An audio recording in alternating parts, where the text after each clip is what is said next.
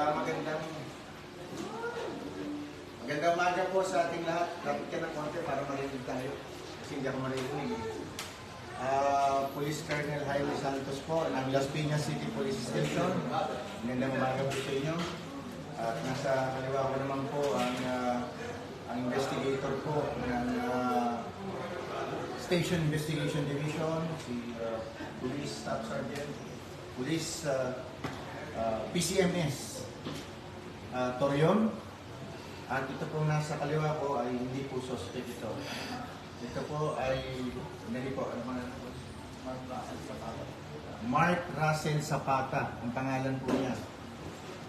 Anong oras ba nangyari yun? Mga 7. Saan nangyari? Sa may Sapote sa may Tulay. Alabang sa Cote Road, sa Tulay, Barangay. Okay. Kanina pong alas 7 ng umaga, dito po sa may Alabang sa Cote Road. Ito pong si Mark. Ito pong si Mark ay na-snatchan na cellphone. Lapit ka dito. Para makita ka. Lapit ka dito. Ito pong si Mark ay na-snatchan ng cellphone. Pagka-snatch po ng cellphone niya na Oppo na nagkakahalagang 10,000 pesos, siya po ay nakipampuno sa snatcher na may daladalang motor. Nung naagaw po ang cellphone niya, tumakbo po yung snatcher, abang naagaw naman niya yung susi at tinakbo naman niya yung motor ng snatcher. Yan po ang problema ngayon na tinatahak namin ngayon. Kung paano po ito. Napakapambihirang kaso po nito dahil ito po ay nangyayari lamang sa TikTok. Nanonood ka ba ng TikTok? Nanonood daw siya ng TikTok. Kaya napanood niya sa TikTok po yung ganitong klase kung paano kumounter sa snatcher. Pagka-snatch po ng cellphone niya, nakipagbuno siya, nakuha naman niya yung susi. Nung nakuha niya yung susi, tumakbo yung snatcher, dala yung cellphone niya.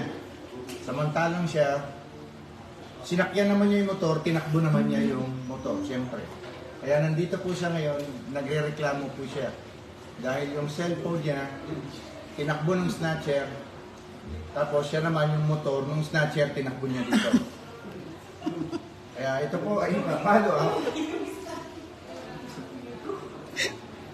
Bagamat natatawa po kami pare-pareho, ang aming pong investigator, si PCMS Torion, ay pupunta po sa Bacoor kasi naiwan po yung ID nung pinaghihinalaan niyang ng snatch na taga Bacoor. Siya rin po ay taga Cavite, taga Imus. Kaya po tayo nagla-live dito kasi para po makita ninyo na yung TikTok pala ay nagkakatotoo minsan. Pagkatapos siyang isnatchan, kinuha naman niya yung motor. Habang tumatakbo palayo yung snatcher, tumatakbo din siya palayo sa snatcher dahil dala niya yung motor ng snatcher. Yun lamang po at iniulat po namin ito para po sa kaalaman ng lahat. Salamat po at magandang umaga po sa inyo.